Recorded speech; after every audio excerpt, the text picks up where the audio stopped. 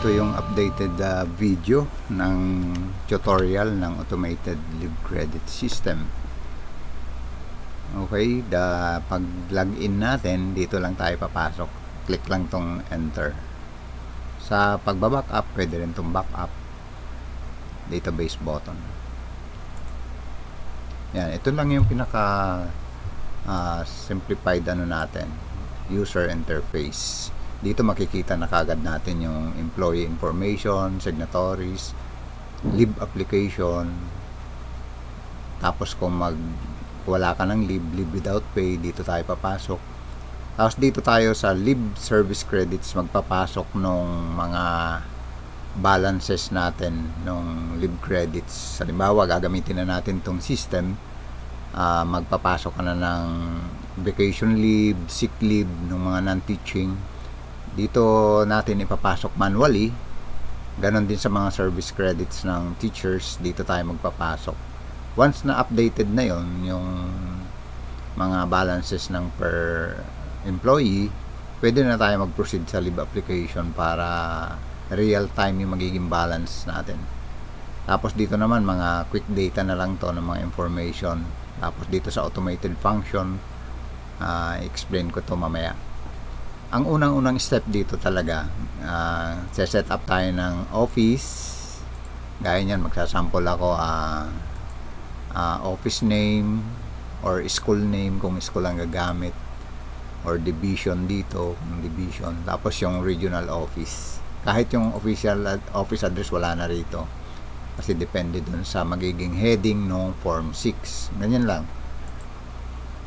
Okay, kasi dito ang effect ng office dito sa form ng leave application sa printing.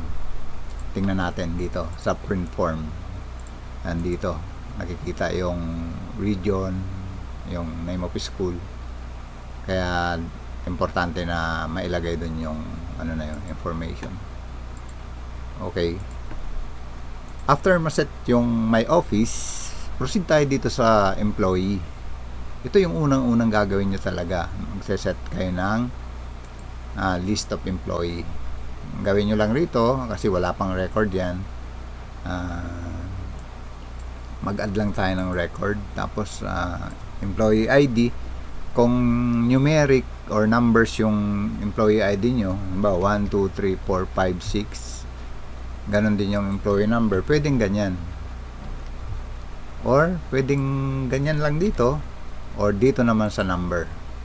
Pero kung pareho talaga yan, pwede nyo nang gawing 2, 3, 4, 5, 6 para pareho siya. Tapos dito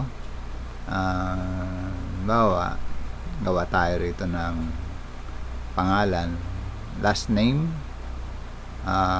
Cruz, first name or given name, Romeo, middle name,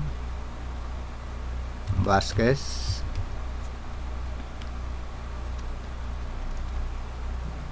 ano ba spelling ng Vasquez? Hindi ko alam Tapos extension, kung may extension name. Position, halimbawa ano yung position niya. Non-teaching halimbawa tayo, administrative officer 2, employee type teaching or non-teaching. Sa non-teaching tayo. Importante to na tama yung paggamit nyo rito, kasi kung nasa DepEd ka, halimbawa DepEd yung gumagamit nito, binabanggit ko kasi iba-iba yung gumagamit na ngayon nito. May LGU, may ibang agency, mayroong DepEd. Kaya dito teaching or non-teaching lang. Non-teaching tayo. Halimbawa saang office siya, halimbawa budget, school kasi yung sample ko non-teaching. Office niya pa rin yung Bangbang National High School, kasi yun yung entity name. Employee status, yan, may selection type, permanent, casual, contractual, PS, substitute, permanent. Appointment niya, halimbawa lagay lang tayo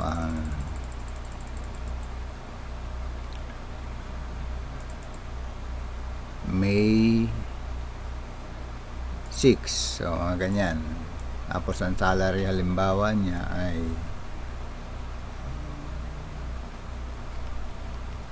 30. 1, 2, 3. Location. Yan, kung nasa ang location po kayo, doon kayo maglalagay dito. Bawa ito ay Marinduque sa M. Tingnan natin. O yun, Mado yung nilagay ko dito.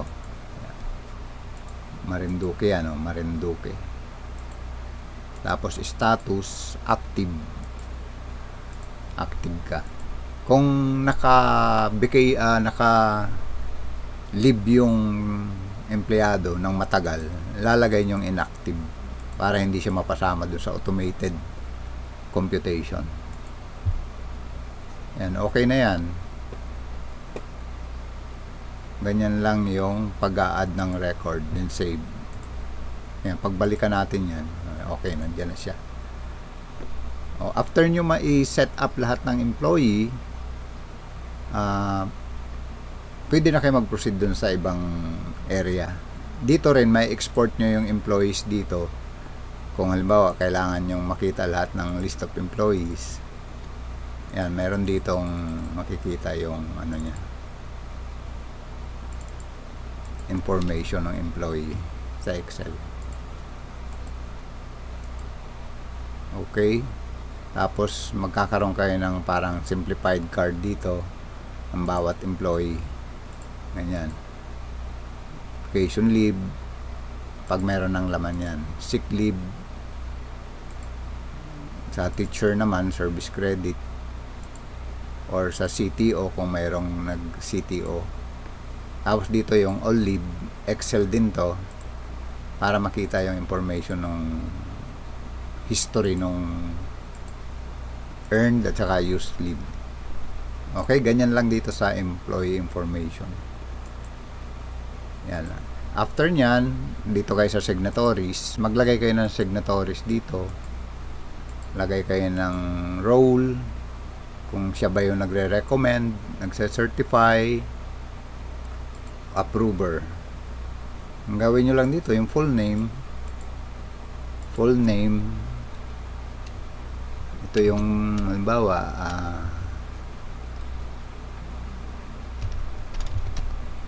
Robert R. Reyes. Ito yung magre-recommend. Halimbawa ito yung boss ng ano, basta ito yung boss, head of school. Halimbawa ganun lang yung position yan. Dito naman yung head of HR. Basta para malinaw lang yung position dito, basta yung position. Entity name, head of entity. Full name dito kung sino yung HR, Alfred C. Gomez. Dito naman sa approver, kung sino yung approver. Pwedeng sa school level pala, ito yung head of entity, ano? Dito pala kung sino yung head of employee, ganun na lang kung sino yung head nun. Basta kayo nakakaalam ng kung sino yung magre-recommend ng application mo, leave application, sino yung magse-certify. Siyempre yan yung sa admin part, yung AO. Then sa approver, pag school level, siyempre si school head, Mr. School Head or Miss School Head. Okay, ganyan lang dito. Tapos huwag nyong kakalimutan yung active. I-check nyo yan, yung active. Kasi pag hindi nyo na-check yan, hindi nyo makikita yung mga signatories na yan. Okay, close. Okay na tayo sa employee, sa signatories. Pwede na nating idagdag yung mag-encode kung ano yung balance ngayon ng employee, ng kanyang vacation leave at saka yung sick leave. Dito tayo pumasok. O kaya kung pwede ka mag-automate dito, halimbawa hindi pa nakapasok, halimbawa January ngayon, first month of the year, pwede mong maipasok na kaagad tong forced leave, wellness leave, privilege. Yan, ano rito, forced leave 553. Then kung hindi pa naipasok yung 1.25 na VL at saka 1.25 na sick leave, pwede nyo na ipasok to. Kasi ngayon, pag tiningnan natin, check natin yung balances, mga walang laman to, all export data. Yan, walang laman. Kasi wala pang record. Pero dahil gusto na nating ipasok, pwede nyong i-generate dito na kaagad. Bawa, generate na tayo ng forced leave. Yan, okay na. Done generating forced leave. Wellness. Tapos yung privilege leave. Kasi non-teaching siya, mayroon siya lahat nito dapat. Tapos i-generate na rin natin yung kanyang monthly credits. Itong monthly credits, para lang maunawaan ninyo, monthly siya. Kung na-generate mo na siya nung May, April, hindi na yun papasok. One time lang kasi yung pasok niyan, hindi magdodoble. Ngayon, sample natin, papasok ngayong June yan dahil hindi pa na-generate. June lang yung papasok. Maglalagay lang siya ng 1.25 para sa June. Tingnan natin Yan, pasok na yun. Okay na. Yung lahat ng information na yan, pwede na nating i-check kung nandito na ba sa record niya. Yan, tingnan natin dito sa employee. Dito pa lang sa employee, pag nandito na tayo sa ganitong employee ID, pwede mong i-check dito sa BL. Yan, ito yung BL niya. Mayroon siyang 1.25, diba? Ngayong June. Kasi clinic ko na kanina yung automated. Sa sick leave, ganun din yan. Pasok na yung kanyang 1.25. Yan, kay ito na yan. Sa service credit, wala siya kasi hindi naman siya teacher. Pang teacher lang to. Kaya tingnan mo, 0. Pag all leave, tingnan mo, sa Excel, papasok yan dito sa Excel. Ito yung Excel file natin.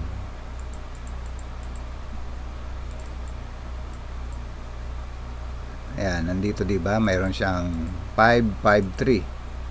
Forced leave, wellness, privilege, tapos yung BL, saka SL, sick leave. Ito yung information niya. O diba? Kikita nyo yung description. Non-teaching. O, nandyan yung history. Kaya pag gusto nyo makita yung history, click nyo lang to nung per employee. Okay. Ngayon, mag-a-add na tayo ngayon manually kasi mayroon pa siyang balances. Aside from generated dito sa 1.25 ng June, mayroon pa siyang balance nung since na-hire siya, nag-accumulate na yung kanyang leave balances. May balance pa siya, lagay tayo dito. Yan, dito. Employee, si Cruz Romeo. Yan. Tapos, vacation leave. Category niya, yung monthly leave accrual yan. Okay. Transaction date, June 6. Ano pa yung balance niya? Alam mo, may balance siya na 100 na BL. O, diba? Particulars. Lagay nyo lang rito, balance as of June 6, 2026. Yan, may particular siya. Yan, okay na yan. Ganyan lang. Yung reference, yan yung mga sa service credit ng teachers. Date of activity, kailan ginanap yung service credit ng teachers. Halimbawa, brigada eskwela, election, dito mo ilalagay yon. Particular sa election. Ito kasi non-teaching, kaya ito, nakaganyan lang siya. Tapos, save. Yan, successfully added. Mayroon pa siyang sick leave. Add natin yung sick leave. Ito, sick leave. Monthly leave accrual pa rin. Yung sick leave niya, halimbawa, mayroon pa siyang 50. SL as balance as of June 6, 2026. Yan, okay na yan. Kanyang sick leave. Save. Okay. Close. Yan, nandun na yun. Updated na yung kanyang record. To validate, verify, pwede nyong balikan dito. Hanapin nyo yung employee na in-update ninyo. O, dito sa sample ko, si Romeo, check na natin yung vacation leave niya. Kung pumasok ba yung ating in-encode. Ayan, pumasok yung kanyang 100 pa na balance as of June 6. Di ba? Kaya plus 1.25 kasi meron siyang 1.25 na makikredit ngayong June. Kaya naging 101.25. Ganon din sa sick leave, magkakaroon siya ng 50 na balance na forwarded siya 51.25. Ayan, di ba? Malinaw. Yun yung step by step natin. Dito sa all leave, kanina pinakita ko na sa inyo, makikita nyo rin siyempre dapat yan dyan. Diba? O, nandyan yung 100, nandyan yung 50. Na para dun sa kanyang yan, balance ng June 6 vacation. Okay, malinaw na yung ating nagawa rito. Ngayon, pwede na siyang umabsent. Pwede talagang umabsent. Pwede nang mag-file ng leave. Saka pa lang kayo magpa-file ng leave. Pag maganda, pag updated na sana. Pero okay din lang na hindi pa updated. Basta kayo nakakaalam yun kung may ipapasok pa kayong mga balances. Basta kompleto dapat. 100% dapat yung employee para kompleto siya. Pasok na tayo sa leave application. Paano ba ginagawa to? Yan, dito. Okay?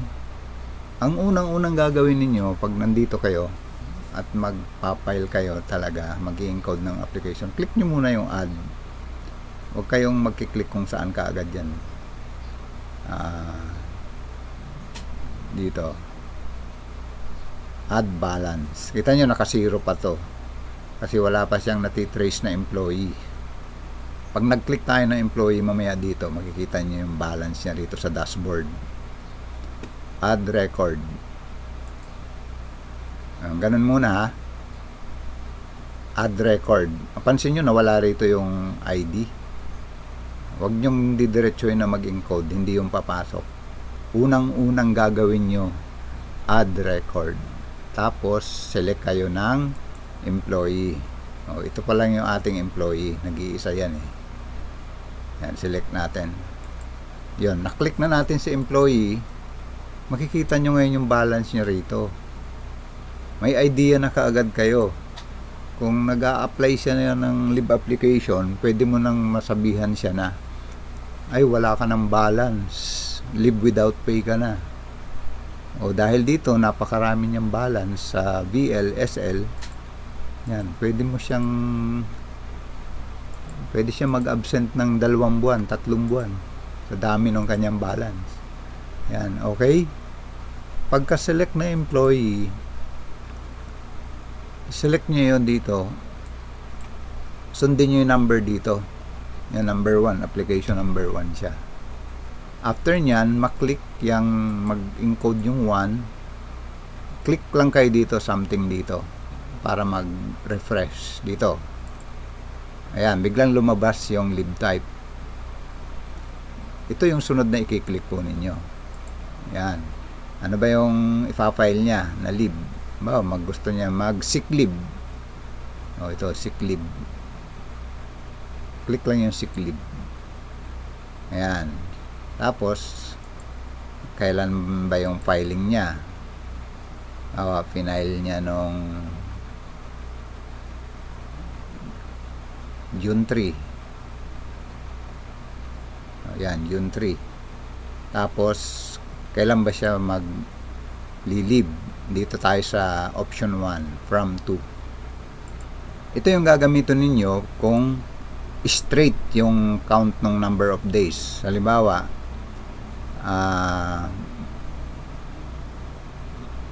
Monday to Friday, dire-diretso, ito ang gagamitin ninyo. Pero pag yung iba-ibang araw, bungi-bungi, dito tayo sa multiple dates. Ibig sabihin nitong multiple dates, pwedeng ang ipapile niyang leave ay, halimbawa, ito yung ang gusto niyang sick leave ay 15, 17, 19. Bungi-bungi yun, 15, 17, 19, kasi may pagitan. Pero kung diretso yan, 15 to 19, straight yan, araw-araw, ito ang gagamitin nyo. Naka-date range yung option 1 para malinaw tayo. Ito tayo, 17 to 19, Wednesday to Friday. Dire-diretso, walang problema yan. Ibig sabihin, 17, 3 days yan.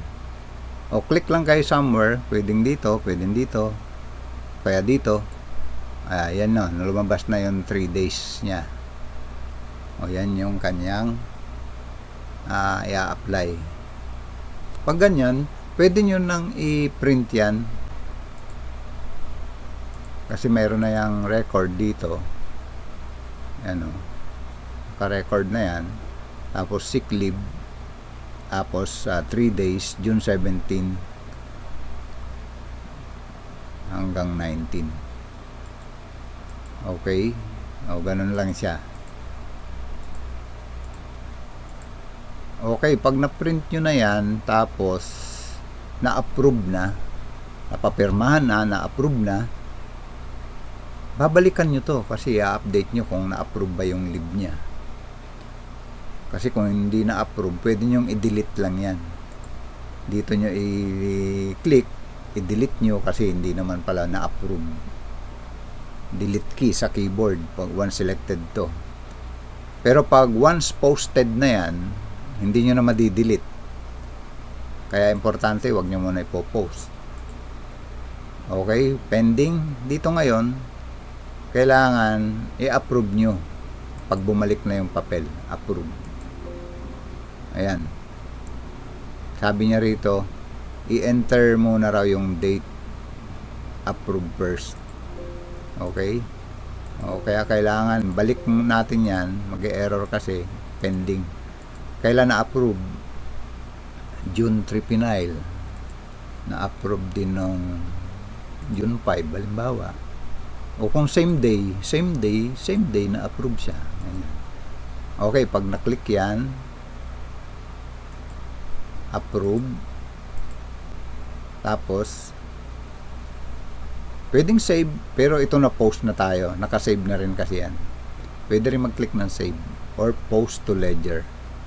Once na click nyo itong post to ledger, magbabago yung status nito from pending to posted.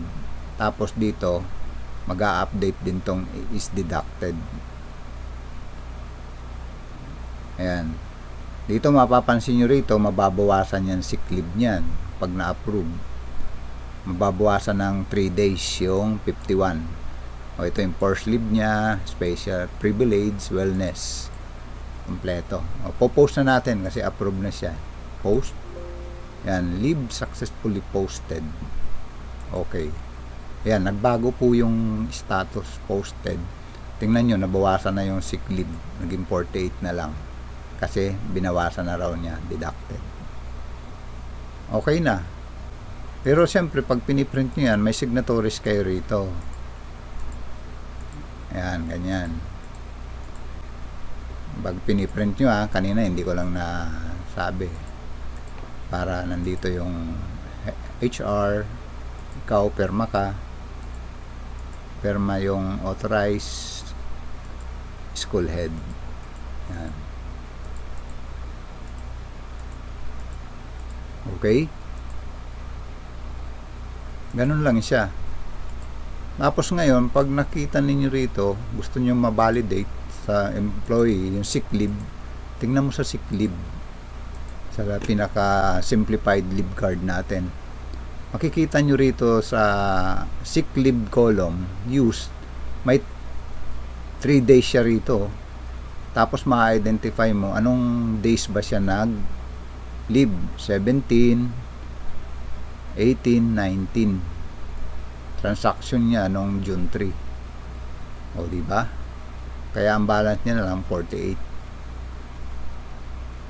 Okay? Tapos ganun din sa all leave, pag gusto mong tingnan yung history ng isang empleyado, pag nagtanong siya sa'yo ng data, mabibigay mo yan, mapuprovide mo. Ito yung kanyang nagamit 3 days.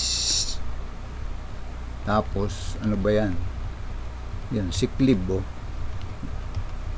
17, 18, 19. Nasa column siya ng use. Yan use.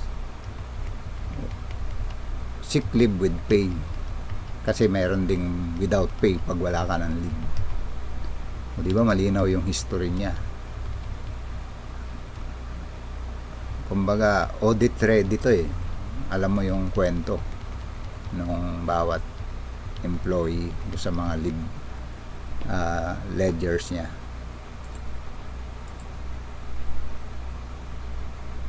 Yan, ganun lang. Tapos, dito, pwede mo rin makita sa mga quick data. Quick data yan, meaning, madali mo makita kaagad yan. Ito yung balance niya ng vacation leave. Ito yung sick leave.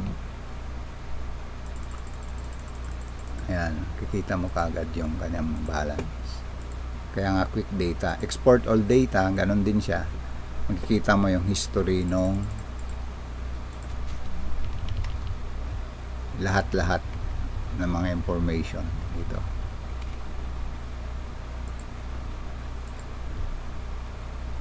Monthly absences, pwede mo ring makita dito. Kung kailangan mo nung monthly absences ng employee, makakakuha ka ng monthly absences dito. Ito, nung June, meron siyang 3 absences. Diba? Pag nag-July, makikita mo kung nag-absent uli. August, monthly, kaya nga monthly. Kita mo, ilang beses ba nag-absent si ganyan, si Romeo, nung June? 3 beses po siya nag-absent. Yan. Ito yung kanyang na-file, June 17 to 19. Diba?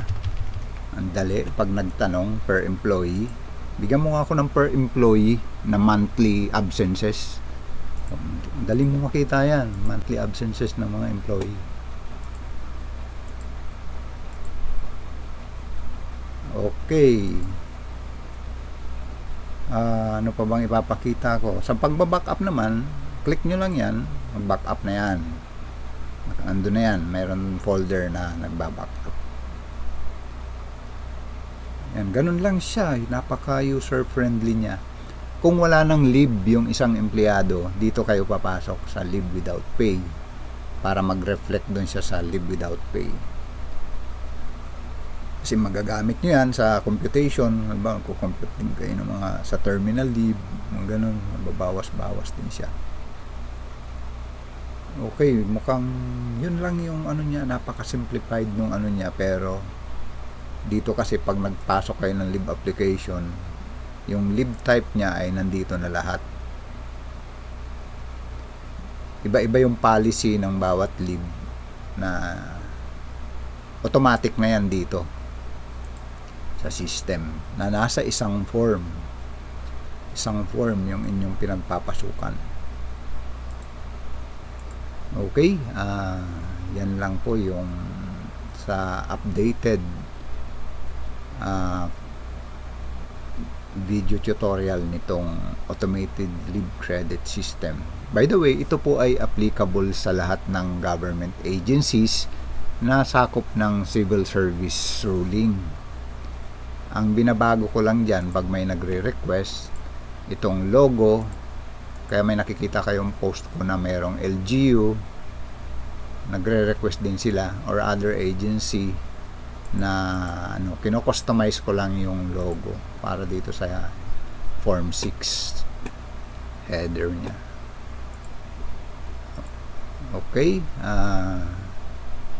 at saka pala itong system na to ay mandatory ang updating yearly, kasi mamamali po yung date niya pag hindi na update yearly, kasi meron nag-ibabago-bago po yung number of days sa bawat yung di ba yung name of days per day, tapos may mga holidays pa or may mga suspension do sa lugar ninyo, or may mga provinces na may holiday or municipalities.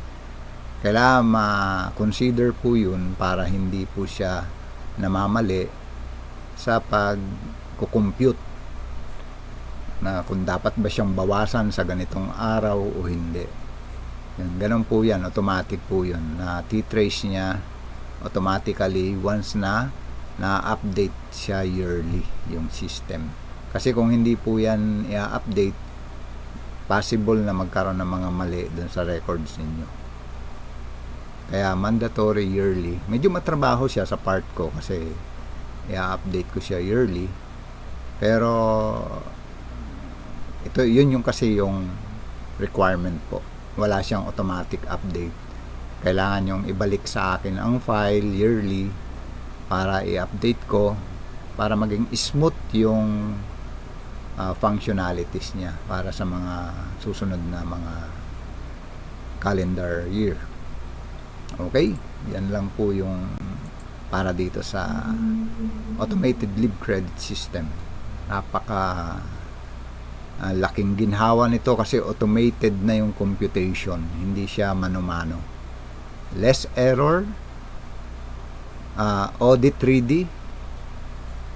Kung itanong ang history ng bawat employee, madali nyo siyang mai-provide.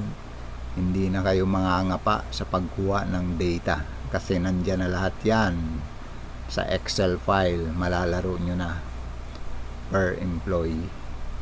Okay, maraming salamat po.